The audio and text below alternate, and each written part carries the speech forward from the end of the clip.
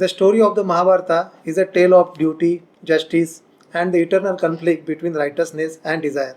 At its heart is the struggle between two families, the Pandavas and the Kauravas.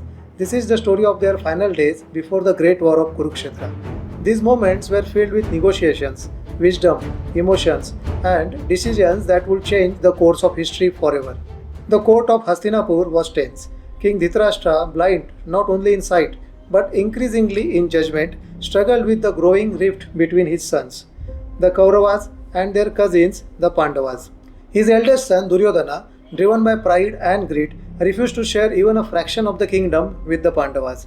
Yet, Dhritarashtra clung to the hope of avoiding war. Seeking a resolution, Dhritarashtra summoned his trusted charioteer and advisor Sanjaya.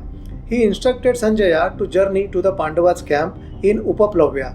His mission was clear: to propose peace and persuade Yudhishthira, the eldest Pandava, to forego his claim to the kingdom. Sanjaya, wise and composed, set out for Upaplavya.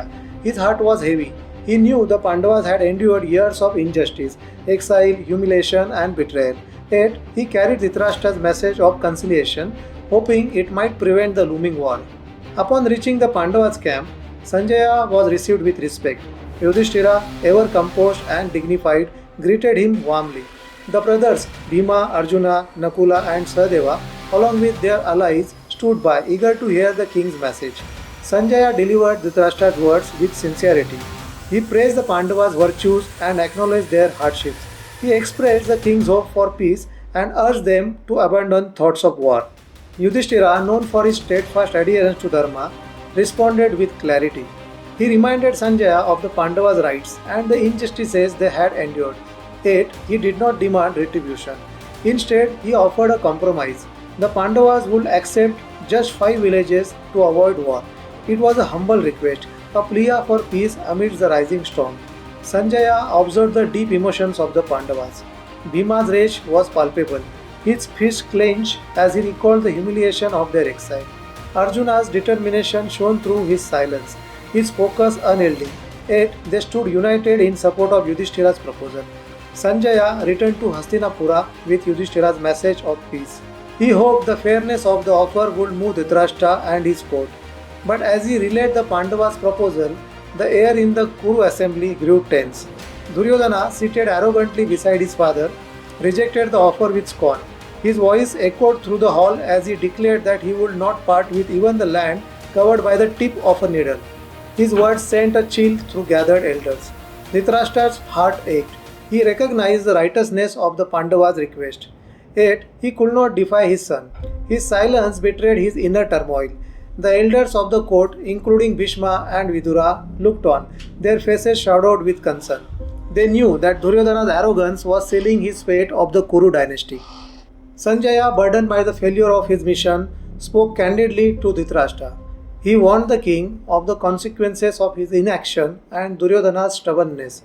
Sanjaya's words were laced with emotion as he described the strength of the Pandavas and the justice of their cause.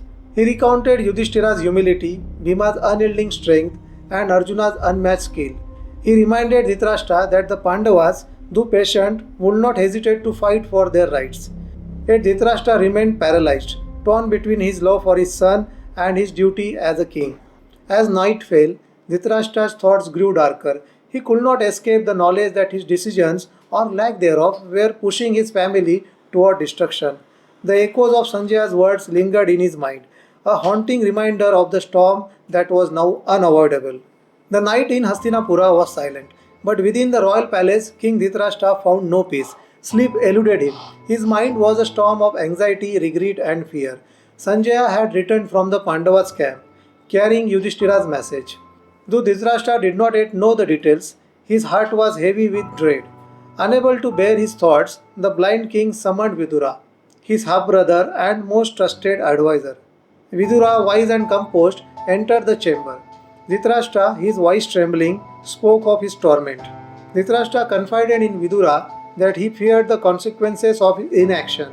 His son Duryodhana's arrogance and refusal to compromise weighed heavily on him. He asked Vidura to speak words of wisdom, hoping they might calm his troubled soul. Vidura began with a lesson on dharma, the path of righteousness. He spoke of the qualities of the wise, patience, self control, and the ability to act with both prudence and foresight. He warned Dhritarashtra that greed and attachment to one's desires lead only to destruction. Vidura's words were piercing, yet filled with compassion. He urged the king to act justly, to see the Pandavas not as rivals but as family. He reminded Dhritarashtra that his partiality to Duryodhana had brought them to the precipice of war. The Pandavas have suffered greatly, Vidura said, yet they have shown restraint, even in the face of humiliation and exile. If you do not act now, their wrath will be justified and the Kuru dynasty will pay the price. Dhritarashtra listened, his face a mask of anguish. He knew Vidura spoke the truth, but his love for Duryodhana clouded his judgment. As Vidura's words echoed in the chamber, the king's heart remained torn between duty and attachment. The night stretched on heavy with unspoken fears. Still restless, Dhritarashtra sought further guidance. Vidura, recognizing the king's need for deeper understanding, summoned the sage Sanat Sujata, a wise and eternal being known for his profound knowledge of the life and death. Sanat Sujata appeared, serene and radiant, and seated himself before the troubled king. Dhritarashtra, his voice trembling with uncertainty, asked the sage about the nature of life, death, and immortality. Sanat Sujata began his discourse. Death, he said, is not a physical end but a state of ignorance. Confusion and delusion are the true causes of death. Immortality lies in knowledge, self discipline, and detachment from worldly desires. The sage explained that those who conquer their desires and anger transcend death. He described the human vices, greed, jealousy, and arrogance that lead to spiritual downfall. True freedom, he said, comes from mastering these impulses and seeking truth. Dhritarashtra, humbled by sage's words, asked further questions. He sought to understand the nature of dharma and its power of adharma, or unrighteousness. Sanat Sujata explained that dharma is stronger, for it aligns with the eternal truth. Adharma may bring temporary gains, but its fruits are fleeting and destructive. The conversation turned to the purpose of human life. Sanat Sujata described how the pursuit of brahmacharya or self-restraint leads to higher knowledge and spiritual liberation. He emphasized the importance of seeking wisdom over material wealth, for only wisdom endures beyond life. The sage painted vivid images of the eternal soul, untouched by the cycles of birth and death. The soul, he said, is like a river flowing toward the ocean of truth. It must navigate the eddies of desires and the obstacles of ignorance to reach its ultimate destination. Dhritarashtra, overwhelmed by the depth of Sanat Sujata's teachings, struggled to reconcile them with his earthly responsibilities. The sage's words were clear, yet their implications were profound. The king realized that his attachment to his son and his unwillingness to act justly stemmed from the very ignorance Sanat Sujata had described. As the sage took his leave, Dhritarashtra was left with choice: to embrace the path of dharma and act with wisdom, or to remain a prisoner of his fears and attachments. The teachings of Sanat Sujata resonated within him, a beacon of truth in the darkness of his indecision. The sleepless king had sought wisdom, and he had found it, yet wisdom alone could not guide his actions. Dhritarashtra stood at the crossroads of dharma and adharma, his choices shaping not only his destiny, but that of Kuru dynasty. The nights in Hastinapur remained heavy, as the storm of Kurukshetra loomed ever closer. Krishna, the beacon of wisdom and strength, decided to undertake a final mission for peace. The Pandavas, bound by dharma and patience, sent him as their envoy to appeal to the Kuru elders and Duryodhana. Krishna, aware of the futility of his mission, still hoped to prevent the catastrophe of war. As Krishna set out, omens filled the skies.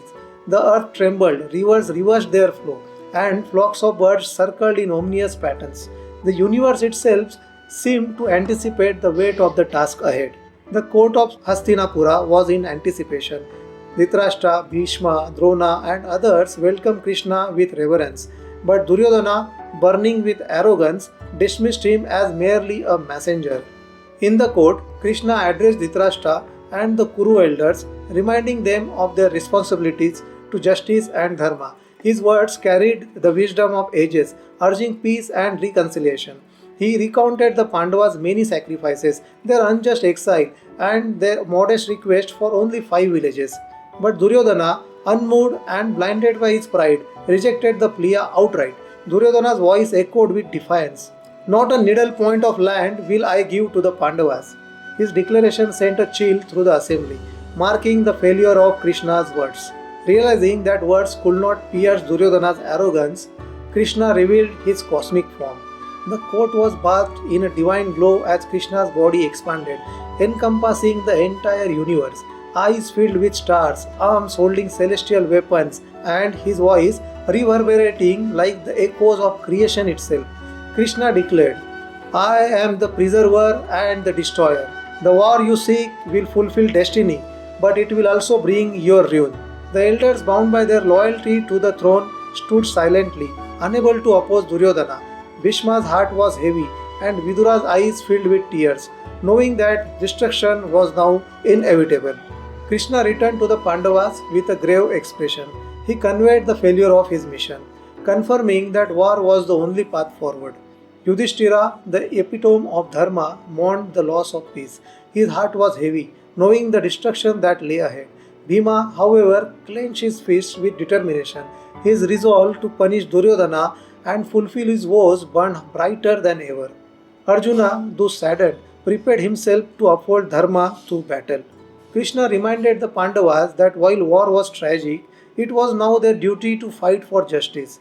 He reassured them that dharma would prevail, for truth and righteousness were on their side. Krishna's mission was not just about peace or war, it was about preserving dharma, ensuring that arrogance and greed would not destroy the balance of the world. The interplay of free will and destiny became evident as the Kauravas chose destruction, ignoring every chance to change their path. The emotions in Hastinapura's court mirrored the chaos of the universe, pride clashing with humility, arrogance with wisdom, and ignorance with enlightenment. The stage was set for the great war of Kurukshetra. Despite Krishna's divine revelation and the wisdom shared, the Kauravas chose their path. The failure of diplomacy became the prelude to a battle that would reshape history and dharma. As Krishna and Arjuna looked toward the battlefield, the message was clear. When dharma is threatened, it must be upheld, even at the cost of war. The Mahabharata tells the story of great conflict, a war not only of kingdoms but of dharma, what is right, and adharma, what is wrong. At its heart is a struggle between the Pandavas, five brothers, exiled and wronged, and the Kauravas, led by Duryodhana, consumed by pride and greed. This is the story of loyalty, sacrifice, and destiny. It is the prelude to the great war of Kurukshetra, where alliances are formed, personal vows shape fates, and the boundaries between duty and choice blur. The Pandavas, led by Yudhishthira, sought peace, even as they prepared for battle. Despite enduring betrayal and exile, they offered a simple request: 5 villages. It was a plea for justice, not vengeance. But their cousins, the Kauravas, refused.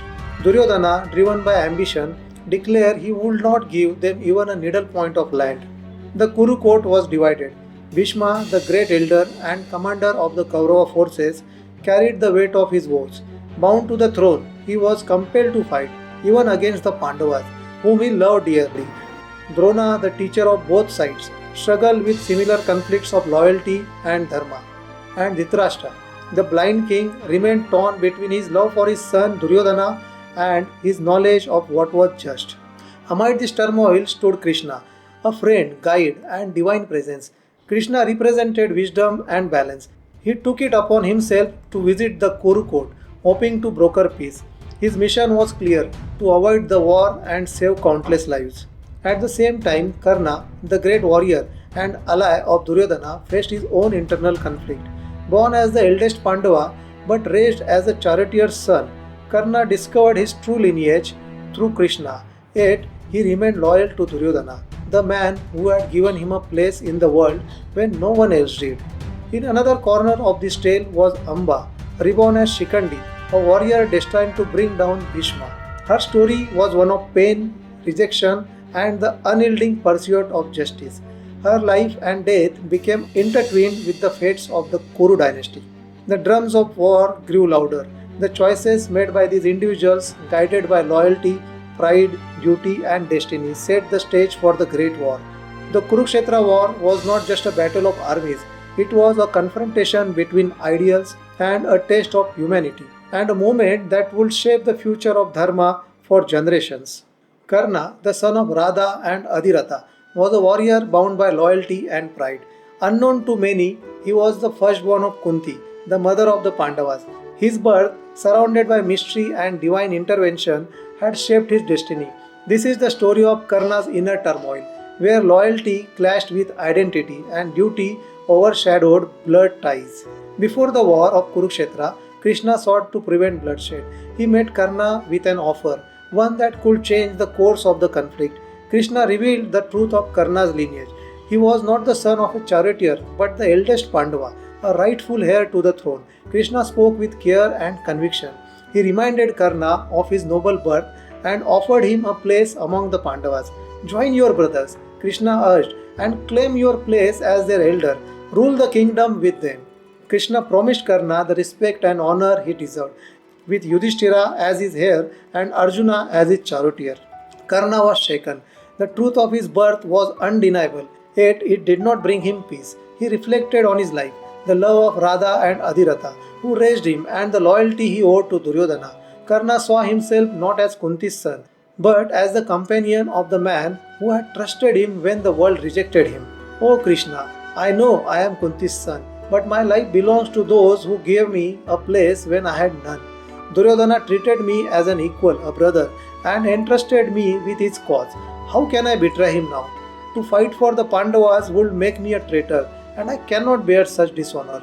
Karna's heart was torn. He admired the Pandavas' virtues, but his bond with Duryodhana was unshakable. He made his decision clear to Krishna. He would fight alongside Duryodhana, even knowing that the Kauravas were destined for defeat.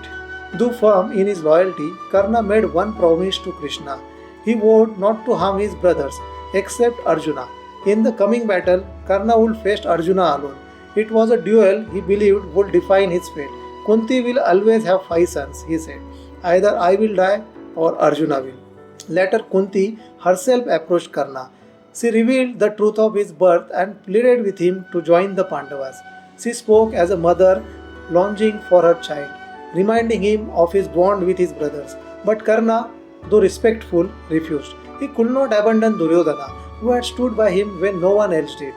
Kunti wept as Karna made his pledge to spare her other sons.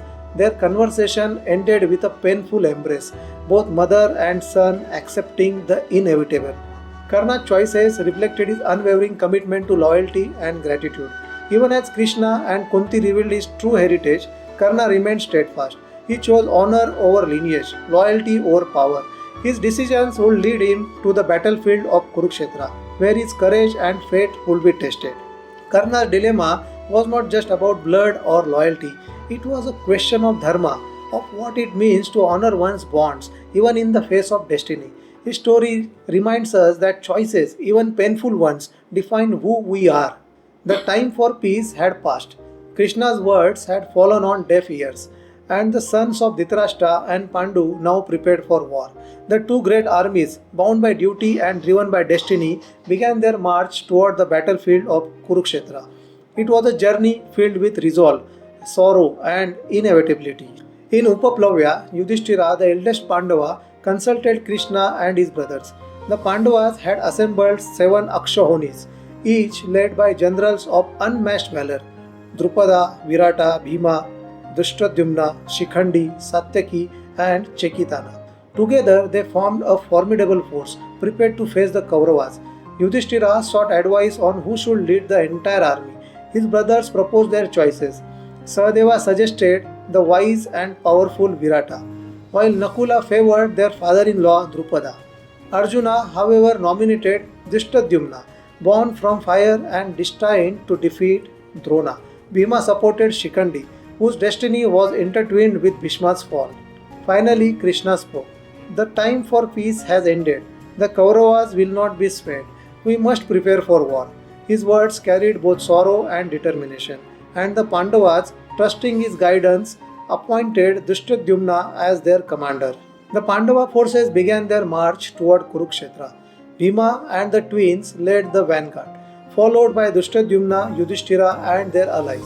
The army resembled a flowing river, unrelenting in its path. Soldiers rode with courage, their voices echoing across the land. Behind them, treasure carts, war machines, and physicians followed in carefully organized formations. Yudhishthira ensured that the camp was equipped with every necessity: food, water, armor, and weapons. Even amidst the preparation for destruction, there was care and discipline. In Hastinapur, Duryodhana, the eldest Kaurava, ordered his 11 Akshahunis to march. Like the Pandavas, he ensured the readiness of his forces.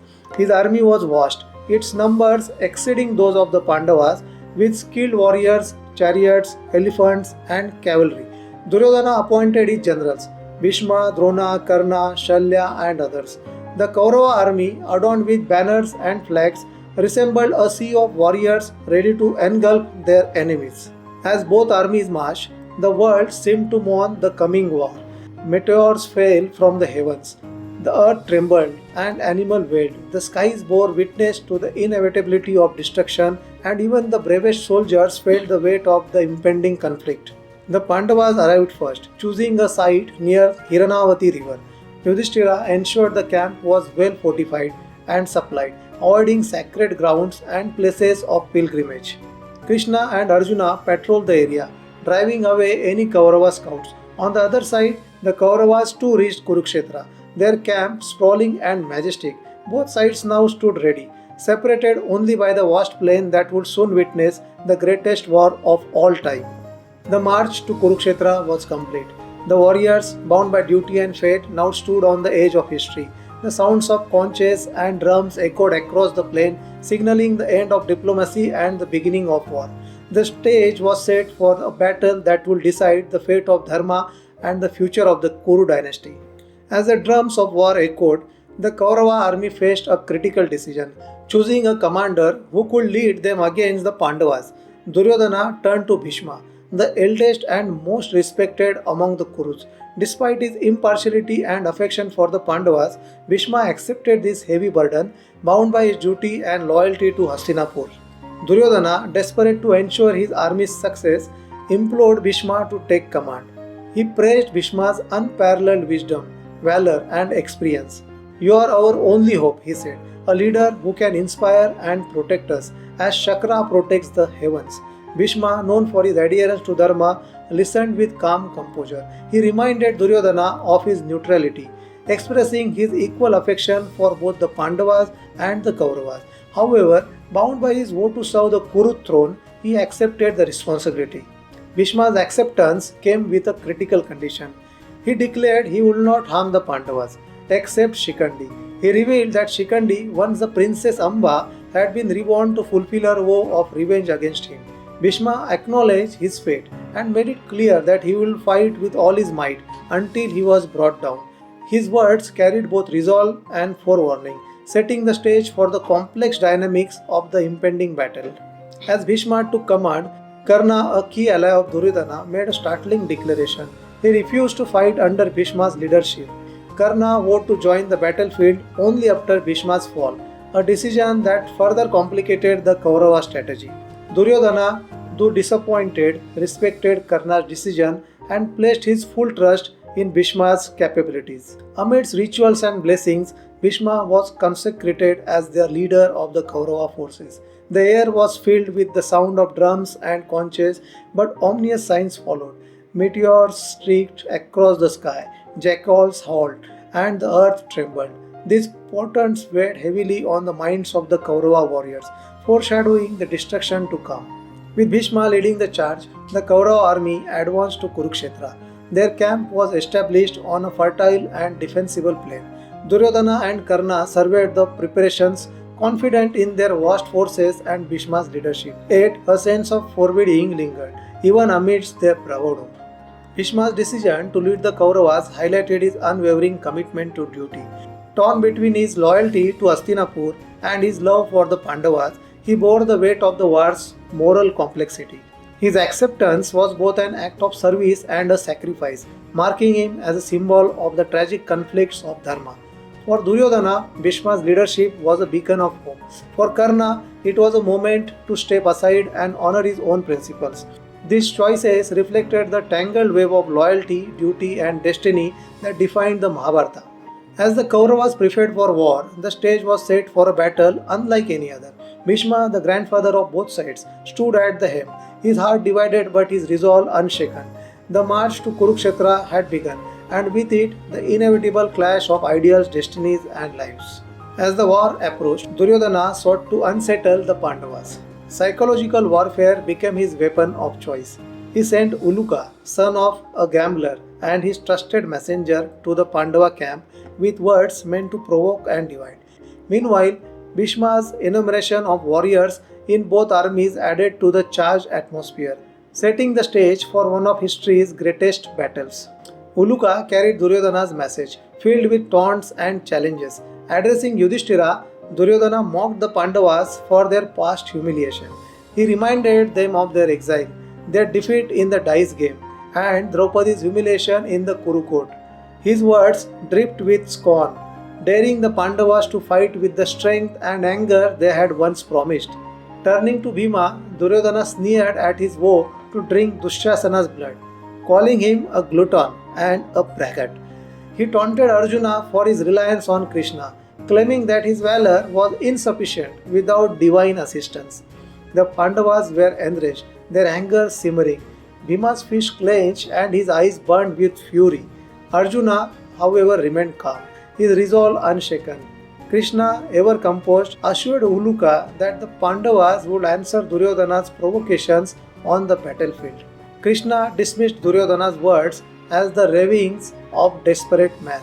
Tell your master, Krishna said to Uluka, that tomorrow he will face the full might of the Pandavas.